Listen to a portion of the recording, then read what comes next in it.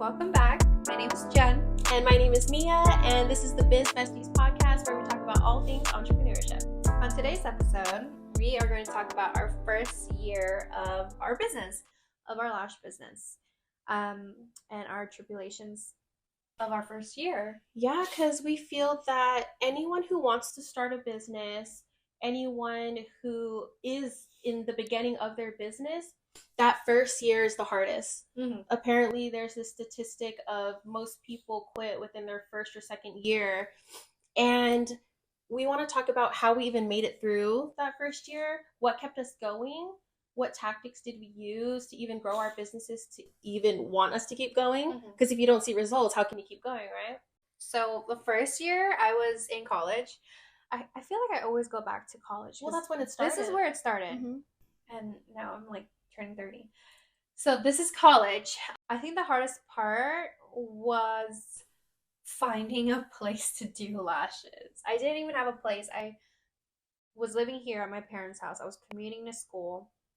So I didn't have a place. So I was actually mobile for like the first couple months. And that was so hard because I would book someone like in Oakland and then one in San Jose. I don't know why I did that, but I'm telling you, It's the hustle, people. it was so hard to find clients at that time because people were like, what is lash extensions? Yeah, it was, no one even knew what it was. Yeah, and it was just classic lashes at that time. Mm-hmm. So I think finding clients was really hard in 2015. And then in a couple months, I moved into my sorority house and I did it on the couch. And then for me was having people come to our house. Mm-hmm. That was kind of like, I had to ask everyone in the house, like, if they were okay with that. And I also made sure, like, it's only women. But that was also like, okay, now I'm going to have these random people in my house. Like, and they're, like, laying on the couch. And with no ring light, nothing. I was sitting on a beanie chair. Oh, my God. You got to do what you got to do. You know what's crazy? I still have those clients. Some clients that I've met on my couch, still my clients to this day. That makes me so happy. Yeah, it's insane. And I think the hardest part was in the 6 months was, okay, if I'm going to be serious about this, what am I going to do with school? I was like, I'm already failing my classes. I'm just kidding. C's makes degrees. So I think at 6 months, I quit my part-time job. And then 8 months, I was like, I'm dropping out of school. I didn't say drop out, though. I said, I'm going to pause. Yeah. I'm like, I'm going to come back. I'm going to come back next year. I want to come back next year. And then at a point, I think 3 or 4 years, I was like, not going back. I love that though. Then after that, I went to my condo, and now this is my house completely. Right. And now I'm getting clients into my place, but now I have like a private room. It was more professional. You start to realize, like, okay, this is your legit business. Like, you need to be legit. Mm-hmm. And after that, it like my business soared for sure. I just made sure that I took it seriously. Okay, so when you say soar, when we talk about you blowing up and making a lot of money, what steps do you think it took for you to even get there? For someone who's listening who feels that they started a business, it's very stagnant, how do I even actually make money through this thing? What would you tell them? I would say you have to stay consistent. You have to honestly get better in skill. Mm-hmm. It's not a race. You're not going to be the best in the first 3 months, but for sure after a year, you're going to be better than your first day. For sure. And people will see that. But if you quit before your first year of business, then, you kind of just, what is that quote? Miss the shot that you didn't take. You miss every shot you didn't take. Mm-hmm. Mm-hmm. I think what really soared my business to like bigger heights is for sure social media. I don't think my business would have blown up if I didn't stay consistent on social media for my first year and showing up, going on my story at that time. I think stories were already on that because Instagram copied Snapchat. Sorry. Right. So, and I was also consistent with Snapchat for Mm-hmm. sure. I was posting Snapchat, Twitter things, Instagram, like any social media platform that is trending, I was on top of it. And for sure, like referral programs, I used to have like $5 discounts. I always did giveaways. I always did collaborations with other influencers. I actually DM pretty girls on Instagram. I remember that. Oh, you're smart for this. I remember Uh-huh. you were, yeah, like you said, DMing pretty girls. You With would a ask big them, following. yeah, you would ask them to come in to be your models. And then when you would post them, it's like a collab post. And Yeah. now their following could see you.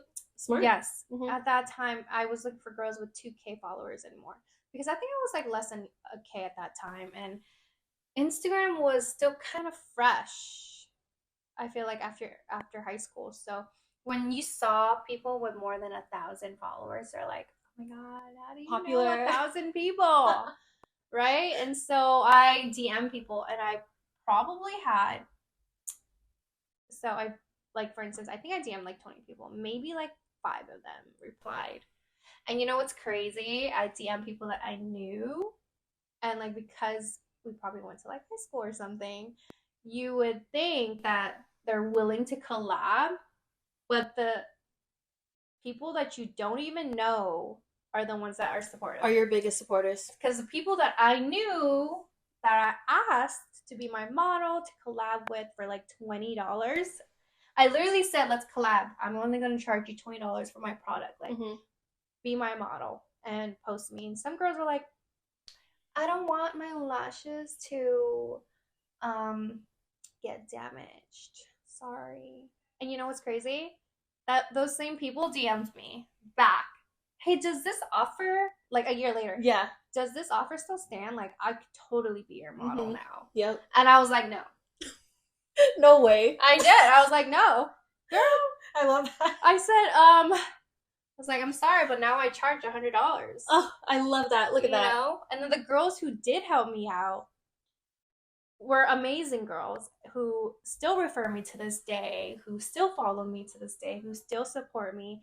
I mean, it's just insane to see the people that help you in the beginning of your stage of your business, and just see the people that regret it. Yeah. So what I'm getting from all of this is you were working on your business every day. Every day. Whether it was marketing, whether it was lashing. Actually lashing and practicing your skill, which is huge too.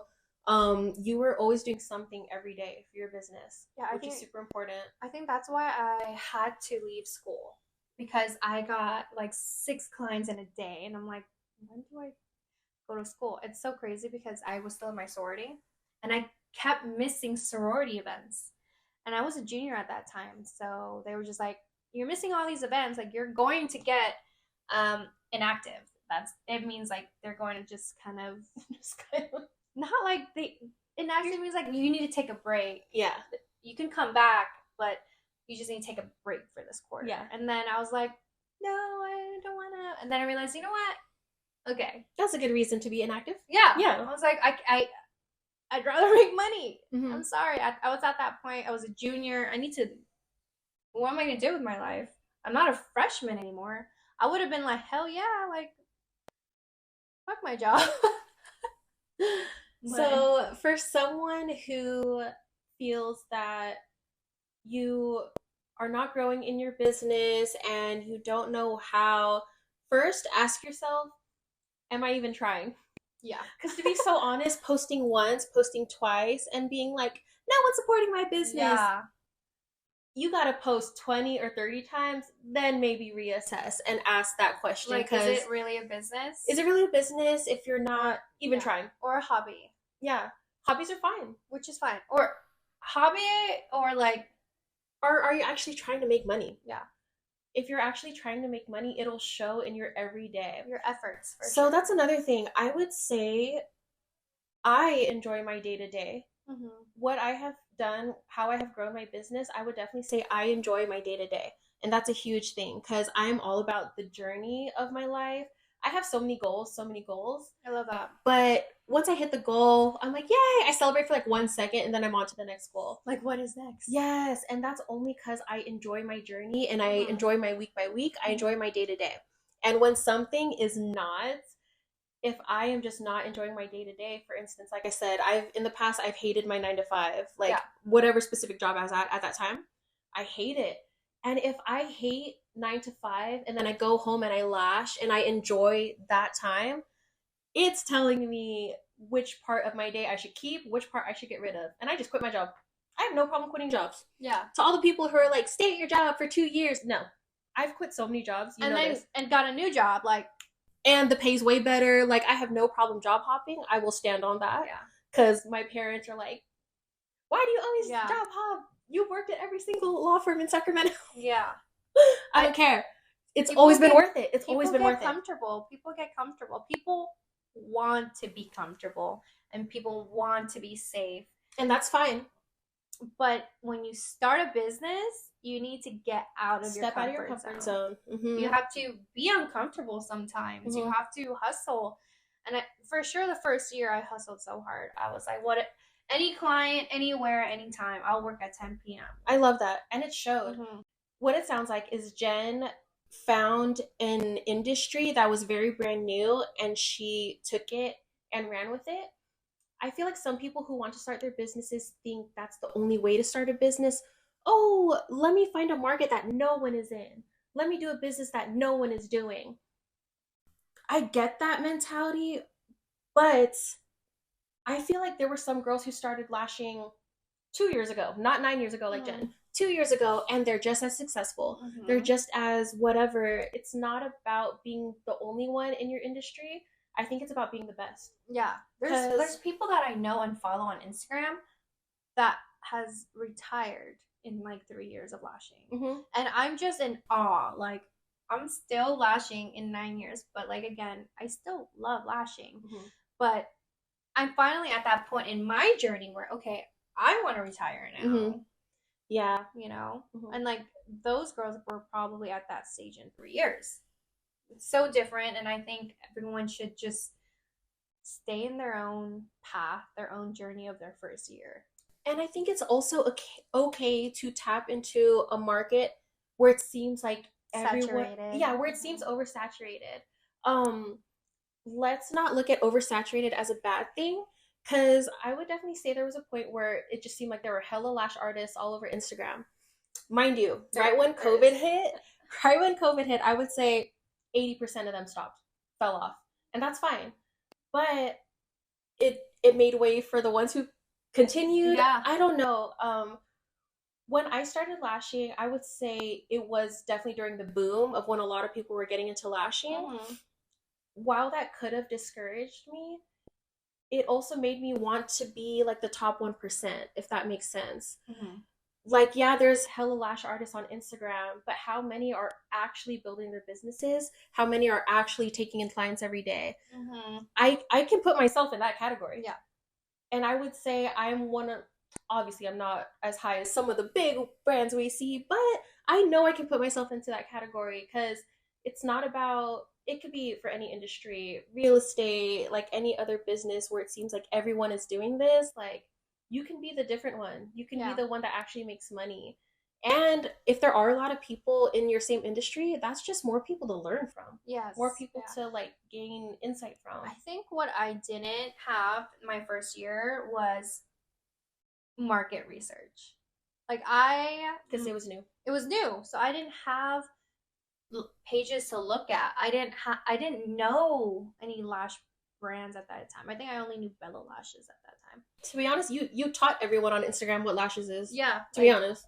Here in the East Bay for sure. But like, now that there are more people, that there are more brands, that people are creating more businesses in the lash industry, like, you guys have so much more information, and it's easier actually to grow now.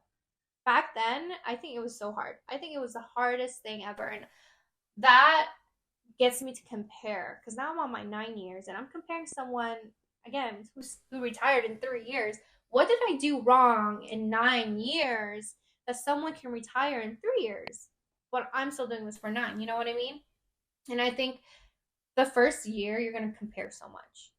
And you shouldn't compare what I saw on it. I think it was Instagram. It was a quote. Don't compare someone's like year year 5 to your year 1. 1,000th day or whatever to your day 1. Because us at day 1, us at year 1, no money, no income, not no, little. You know what I mean? It was just like your year 1. You gotta grow. Like, are you willing to take the steps to grow? Are you willing to market? If you missed our marketing episode, tune into episode 3. Yeah. Because that's what it takes. It's getting out of your comfort zone. It's thinking outside the box. It's collaborating with other business owners and having these conversations. Set a challenge together. Create a community where you can grow together, because the community is so helpful. Yeah. So for sure, community and market research, and not giving up on yourself. Not giving up on yourself. Because also you can try businesses that are not meant for you. Yeah. I definitely have. Oh yeah. Oh yeah, and let's have a whole episode on that. Yeah, we'll get back to that in a different episode. The businesses that we attempted and did not, because I'm not going to say fail. Yeah. Because to me, they weren't a failure. What we learned from. What we learned from, and why we decided to not continue those businesses. Yes. Because like I said, I enjoy my day-to-day. If there's something I'm trying and it doesn't align with what I want to do in my day, it doesn't appeal to me, then I'm just going to stop it. I don't mind trying new businesses. Yeah. We can't get in this mindset of, I'm a failure. Oh my God. Let's just never use that word ever. Yeah. in our what's it called? Podcast. In our day-to-day life. In anyone's day-to-day life, because nothing is a failure. Yeah. Me going to law school, I could easily be like, I failed law school. I don't look at it like that at all. I needed to go through that because, like I said before, I wanted to be a lawyer so bad. I needed to go through it to realize I didn't want to be a lawyer. Like, don't be afraid to go through the experience, go through the thing that's making you not want to do something. Yeah. Because learning you don't want to do something is just as important as learning you do want to do something. Mm-hmm. All right, so that was just a little about the first year of one's business, how to actually stick it through, how to actually grow so that you're able to level up even higher each and every year. Hopefully that was helpful. And for any other topics that you want us to talk about, let us know, because we have a whole list of things we want to talk about. But if you guys have any suggestions, we'll bump that episode up quicker, because this is all about connecting. It's all about sharing our experiences and creating that Biz Bestie community. So follow us on our Instagram, TikTok, and YouTube at Biz Besties Pod. And thanks for watching. Bye.